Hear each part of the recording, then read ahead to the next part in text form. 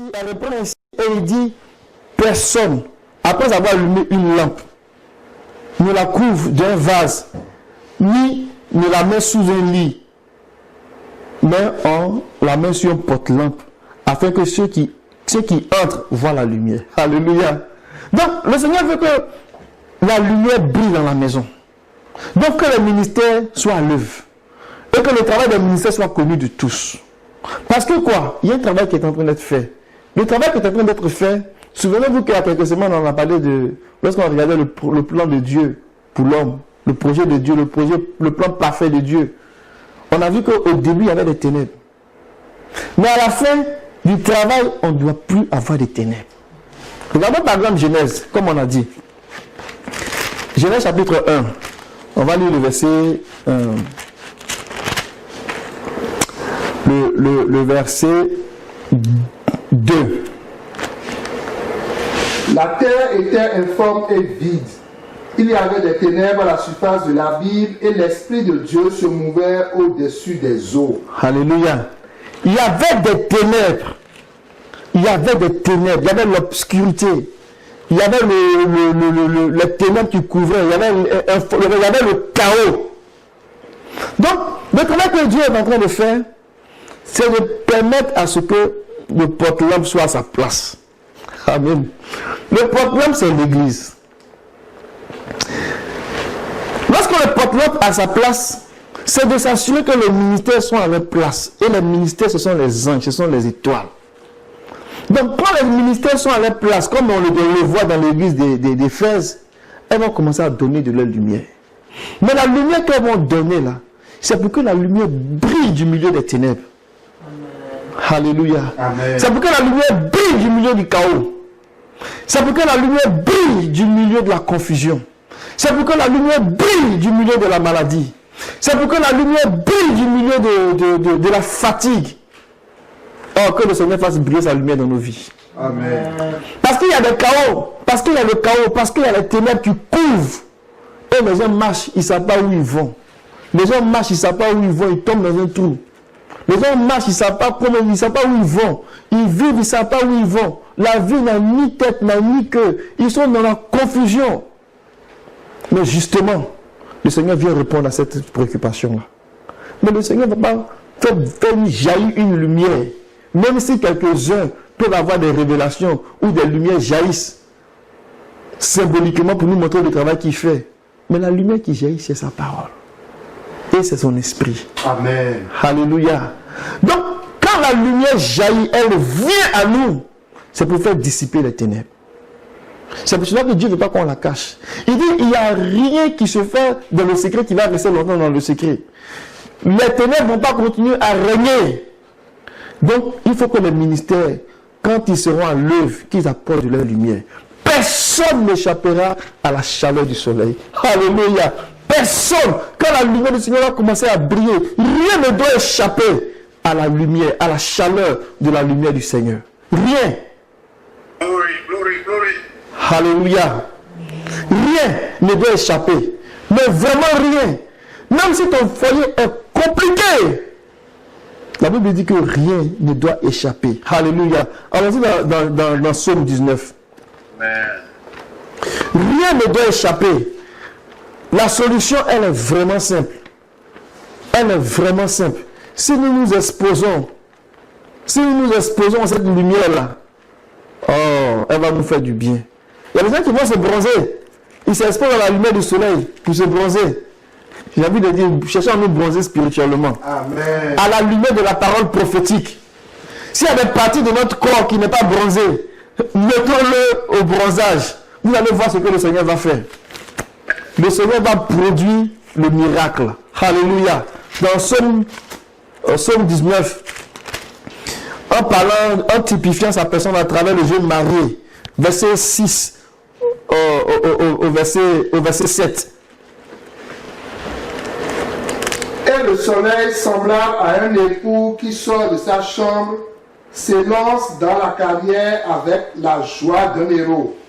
Il se lève à une extrémité des cieux et achève sa course à l'autre extrémité. Rien ne se dérobe à sa chaleur. Amen.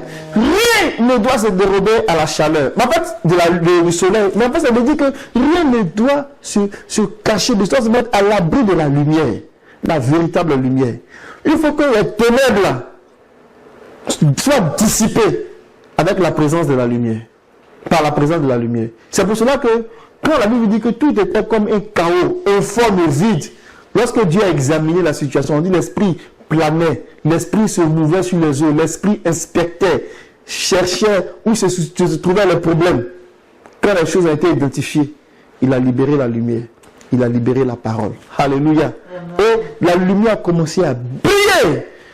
Mais quand la lumière a commencé à briller, il y avait encore de la nuit. Parce qu'il y a eu de la nuit et puis il y a eu un jour. Le travail n'était pas encore arrivé à son accomplissement. Mais lorsqu'on va dans le livre de l'Apocalypse, le dernier livre de la Révélation, regardez ce qui se passe là-bas. Pour voir que le Seigneur tient vraiment à la lumière. Le verset, chapitre 21, le verset 23. Et on va lire aussi le verset 5 du chapitre 22. On va lire même 23 à 24. À partir du verset 22. Va jusqu'au verset 25, ça sera plus intéressant. Apocalypse 21, à partir du verset 22. Je ne vis point de temple dans la ville, car le Seigneur Dieu Tout-Puissant est son temple ainsi que l'agneau. La ville n'a besoin ni du soleil ni de la lune pour l'éclairer, car la gloire de Dieu l'éclaire et l'agneau est son flambeau. Les nations marcheront à sa lumière et les rois de la terre y apporteront leur gloire. Ses portes ne se fermeront point le jour, car là il n'y aura point de nuit. On y apportera la gloire et l'honneur des nations. Amen. Le premier jour, le premier jour, il faisait jour, il faisait nuit. Deuxième jour, il faisait jour, il faisait nuit. Jusqu'à 7e jour. Lorsqu'on est arrivé dans le repos du Seigneur, on n'a plus parlé il y avait un jour et une nuit. Parce que Dieu, dans le 7e jour, le jour du repos parfait, il va donner pleinement la lumière. Amen. Alléluia. Il n'y aura plus de ténèbres. Les ténèbres vont disparaître. Le mal va disparaître. La mort va disparaître. La souffrance va disparaître. Et c'est vers ça qu'on s'en va. Et Dieu commence à faire briller sa lumière. Mais par quel moyen? Il a choisi l'Église. Alléluia. Qui est le chandelier d'or. C'est pour cela que nous disons, avec l'autorité de la parole, que l'Église est la plus grande possession de Dieu sur la terre. Amen. Et dans une ville, l'église de la ville est la plus grande possession de Dieu. Pourquoi? Parce que c'est en ce lieu-là, ce chandelier d'or-là, que Dieu vient placer ses étoiles, le ministère de la parole et de la prière, pour qu'il donne de la lumière.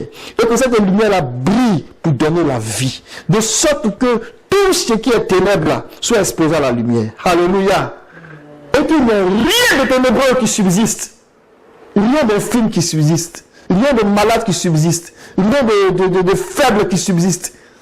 Et que la lumière donne la vie. Alléluia. Et à la fin, au verset 5 du chapitre 22, la nuit ne sera plus. Il n'aura besoin ni de la lumière d'une lampe, ni de la lumière du soleil. Car le Seigneur Dieu, c'est le Seigneur Dieu qui les éclairera et ils régneront à tout jamais. Amen. Là où nous allons là, nous allons dans la lumière, dans toute la plénitude de la lumière. Mais comment faire pour y arriver? Et les ministères vont commencer à nous donner le chemin. Mais les ministères là, ce ne sont pas l'œuvre d'un homme. La Bible dit que personne ne peut dire que Jésus est Seigneur si ce n'est pas l'Esprit. Les ministères, ils opèrent par l'Esprit. Et à travers l'Esprit qui distribue des dons, notamment les dons des ministères, les ministères viennent comme porter ces lumières-là pour introduire tranquillement, progressivement le peuple dans la vie. Amen.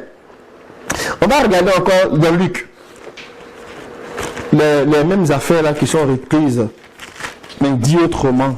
On a regardé Luc 8 tantôt, on va aller regarder Luc 11, le verset 33. Que le Seigneur nous aide. Amen. Amen. Luc 11, on va lire le verset 33, verset 36. Personne n'allume une lampe pour la mettre dans un lieu caché ou sous le boisseau, mais on la met sur le chandelier afin que ceux qui entrent voient la lumière. Ton œil est la lampe de ton corps. Lorsque ton œil est en bon état, tout ton corps est éclairé. Mais lorsque ton œil est en mauvais état, ton corps est dans les ténèbres. Prends donc garde que la lumière qui est en toi ne soit ténèbres. Verset 36. Si donc tout ton corps est éclairé, n'ayant aucune partie dans les ténèbres, il sera entièrement éclairé comme lorsque la lampe éclaire de sa lumière. Amen. Il y a beaucoup de choses vraiment pertinentes et des choses glorieuses ici. Alléluia. Et le Seigneur donne des images très fortes encore. Il dit que l'œil est la lampe du corps. Amen. Les yeux de l'agneau sont les lampes qui éclairent le corps, qui éclairent l'église. Ce sont les ministères de la parole et de la prière, les ministères de la parole et de la prière qui éclairent, qui donnent la direction à l'église, qui est son corps. Amen. Donc, si les ministères ne sont pas à l'œuvre, le travail n'est pas fait. Donc, on peut voir ça de façon individuelle comme de façon collective. La parole que nous recevons là, ça vient pour nous comme être nos yeux, pour nous permettre de voir où on va avec Dieu. Parce qu'elle nous donne de la clarté. La Bible dit que la parole du Seigneur donne la clarté à nos yeux. Alléluia. On peut lire ça dans Psaume 19 qu'on a lu tantôt. Si quelqu'un est dans les ténèbres, si quelqu'un ne va pas, si quelqu'un ne comprend pas, qui s'est nourri de la parole, ses yeux vont s'ouvrir. Ses yeux vont s'ouvrir sur la sagesse. Ses yeux vont s'ouvrir sur les pièges que l'ennemi tend. Et il va comprendre comment il faut fonctionner. Ses yeux vont s'ouvrir sur les grands enjeux de sa maison. Ses yeux vont s'ouvrir sur les projets que Dieu réserve pour lui. Amen. Verset 8 et verset 9. La loi du Seigneur est parfaite. Je dis amen à cela. Amen. Elle restaure la vie. Le témoignage du Seigneur est sûr. Il rend sage le naïf. Oh Seigneur, toi qui nous rends sage. Même si on te considère même le plus bête de la famille. Si tu commences à plonger tes regards dans la parole, ils seront étonnés. Ils vont dire, mais n'est-ce pas celui-là qu'on considérait le fou de la famille? Tu seras sage. Parce que la loi du Seigneur va te rendre sage. Amen. Alléluia. Elle rend sage le naïf. Les directives du Seigneur sont droites. Elles réjouissent le cœur. Le commandement du Seigneur est limpide. Il fait briller les yeux. Alléluia. Oh, que le Seigneur fasse briller nos yeux. Par sa parole, par son commandement. Donc quand on commence à regarder, à considérer, à faire attention à la parole de Dieu, ça nous donne de la clarté à nos yeux. Littéralement, c'est vrai. Nous voyons, nous comprenons. Nous devenons sages. C'est pour cela que dans Matthieu 11, dans Matthieu 7, dans Luc 11, pardon, regardez bien. Quand il parlait de lampes, il a fait un lien qui est vraiment très pertinent. Au verset 18. Il dit, prenez garde à la manière dont vous écoutez. Quand on donnera à celui qui en a, mais à celui qui n'en a pas, on en enverra même ce qu'il pense avoir. Si on se contente de dire, on sait, mais on ne prend pas ça au sérieux, on ne va pas voir. Mais quand on écoute, et puis on a un cœur désireux, on a une ferme volonté de connaître les choses, elle va donner la clarté à nos yeux. Alléluia. D'un point de vue individuel, la parole donne de la clarté à nos yeux. Et nous voyons, c'est la lampe de notre corps.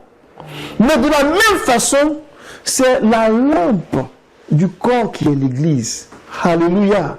C'est la parole, le ministère de la parole et de la prière là, qui donne les yeux de l'Église, qui donne à l'Église de fonctionner et de savoir où est-ce qu'elle va. C'est vraiment important. Amen. Que le Seigneur bénisse sa parole. Donc je voulais vraiment attirer notre attention sur ce bout-là. Dans Luc 11, le verset 36, le verset 35, il dit, prends donc garde que la lumière qui est en toi ne soit pas ténèbres. Si donc tout ton corps est illuminé, sans avoir aucune partie dans les ténèbres, il sera entièrement illuminé. Comme lorsque la lampe t'illumine de son éclat.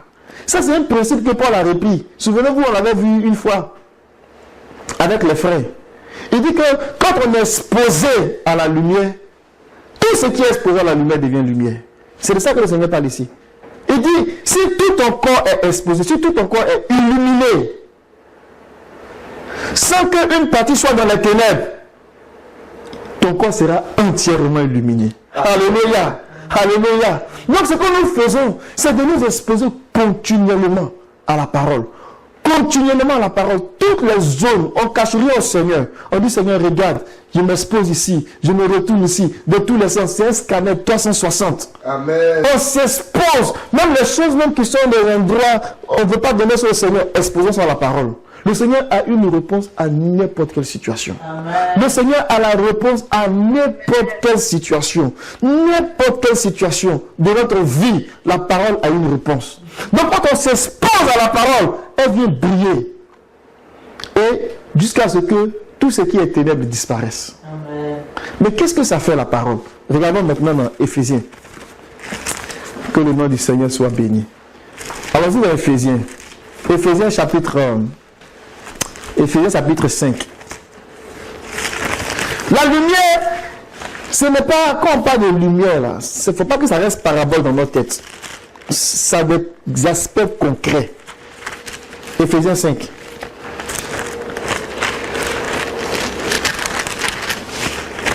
Qu'est-ce que ça va faire quand la lumière va commencer à briller? Éphésiens chapitre 5, on va lire le verset 8 et jusqu'au verset 14.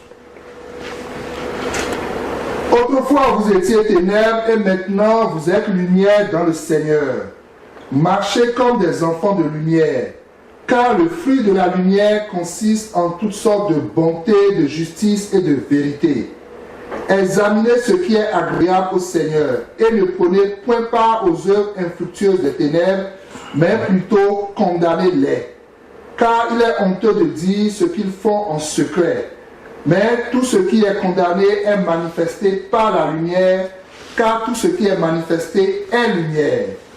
C'est pour cela qu'il est dit, réveille-toi, toi qui dors, relève-toi d'entre les morts, et Christ t'éclairera. Prenez donc garde de vous conduire avec circonspection, non comme des insensés, mais comme des sages. Alléluia. Amen. Que le Seigneur bénisse sa parole. Oh, ne faisons pas comme les enfants d'Israël dans le désert. Ils ont dit, toujours la manne, toujours la manne, toujours la manne. Oh, c'est cette manne qui avait l'aspect du bélium. Alléluia. Amen. Cette nourriture qui descendait du ciel, qui avait le goût du miel, qui pouvait leur donner la force pour marcher dans le désert. Mais ils n'en avaient pas connaissance. Et le Seigneur dit ici que le fruit de la lumière, là, ça donne toutes sortes de bonnes œuvres. Alléluia. Toutes sortes de bonté là. Si tu veux avoir quelque chose de bon, tu veux faire quelque chose de bon là, c'est la lumière qui va donner ça. C'est pas autre chose. Ça va produire toutes sortes de bonnes choses, toutes sortes de bonnes œuvres. Ça vient de la lumière. Alléluia. Et il dit que ça va produire la justice. Ça va produire la vérité.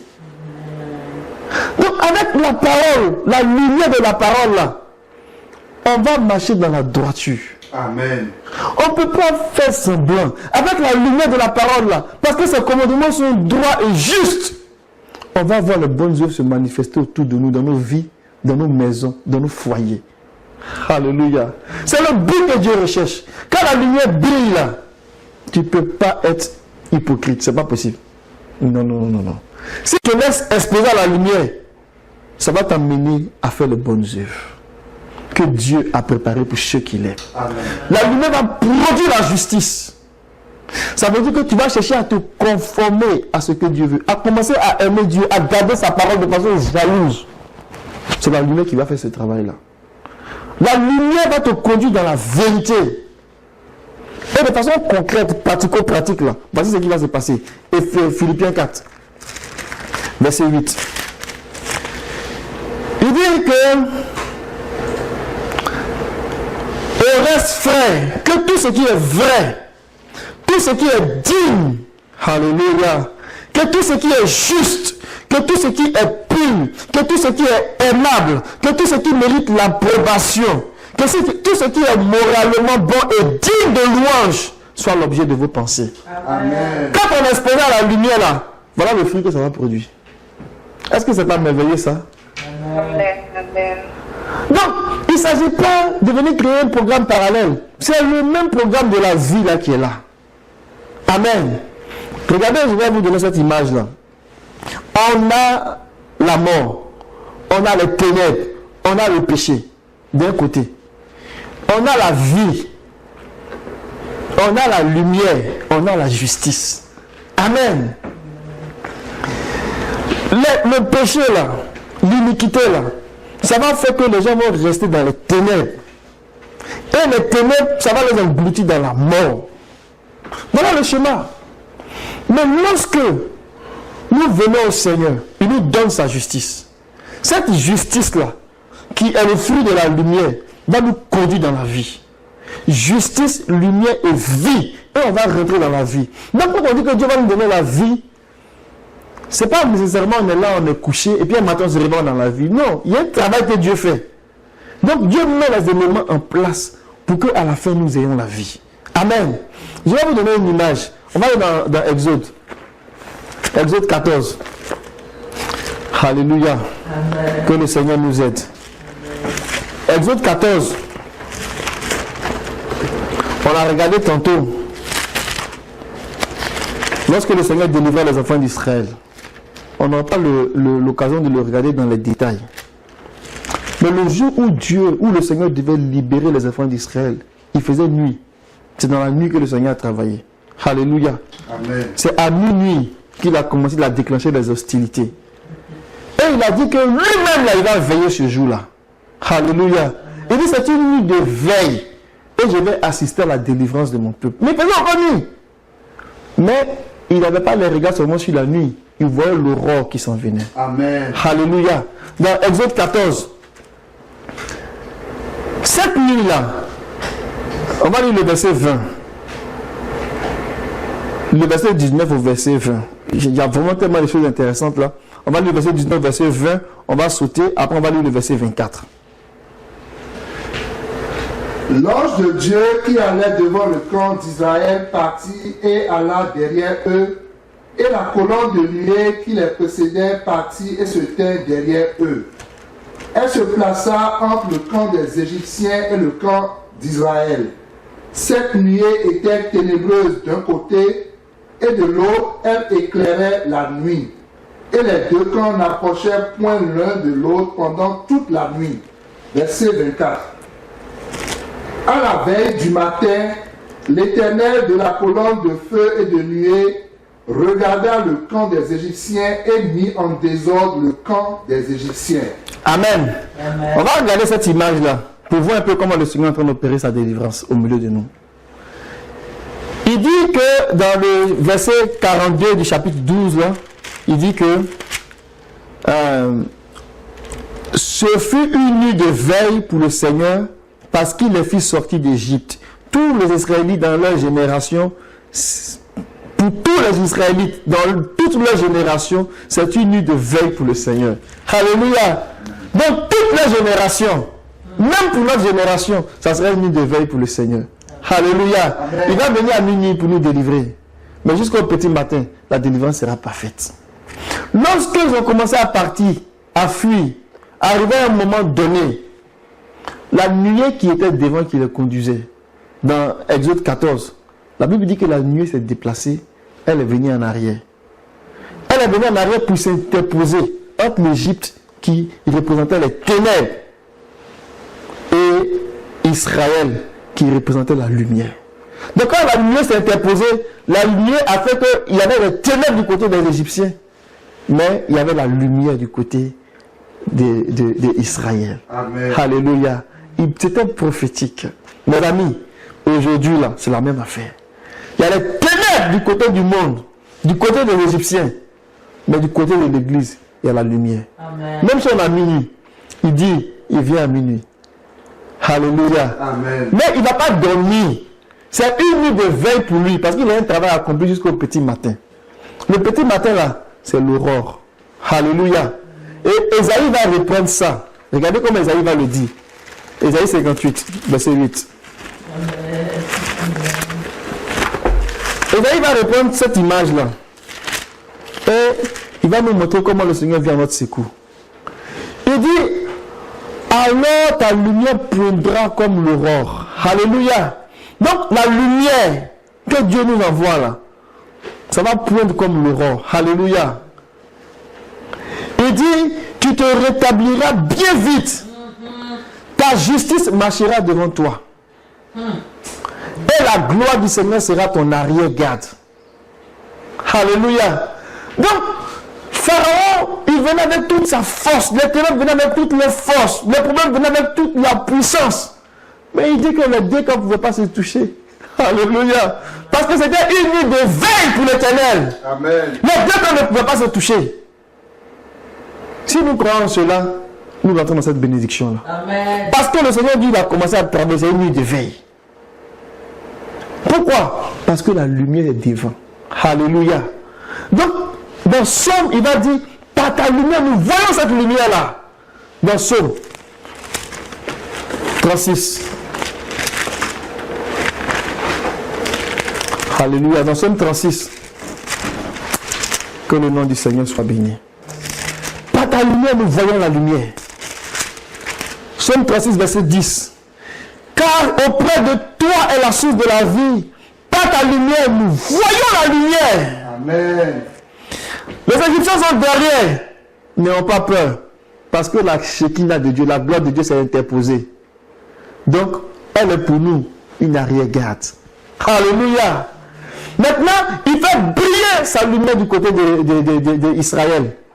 Et il dit, ta justice là va marcher devant toi. Et ta lumière sera comme l'aurore. Alléluia. Et par la lumière que nous avons de la parole là, nous allons voir cette lumière là. En fait, la lumière qui est devant là-bas, là, c'est elle qui va venir dissiper toutes choses. De sorte que quand on va arriver à la pleine lumière, il n'y aura plus de ténèbres. Donc Dieu est en train de faire vraiment un travail avec nous. Et il faut que l'église que nous sommes, que nous puissions faciliter, que nous puissions aider, que nous puissions laisser le Seigneur faire cette œuvre au milieu de nous. Oh Seigneur, que le Seigneur bénisse sa parole. Que le Seigneur donne les moyens, donne les ressources pour que nous soyons exposés à la plus grande lumière qu'est sa parole, pour rentrer pleinement dans ses plans. Parce que la Bible dit que la vie était la vie qui était en lui là. La Bible dit que cette vie là, elle était la lumière des hommes. Et elle éclaire tout homme. Alléluia. Et le Seigneur dit, vous êtes la lumière du monde. Alléluia. Et lui-même, il est la lumière du monde. Mais il dit de marcher dans la lumière pour devenir des fils de lumière. Oh, que le Seigneur nous expose dans la lumière. Que le Seigneur expose l'église de Québec à la lumière. Pour que nous soyons des fils de lumière. Et que les ténèbres soient dissipées autour de nous au nom de Jésus. Que le Seigneur bénisse. Yeshua.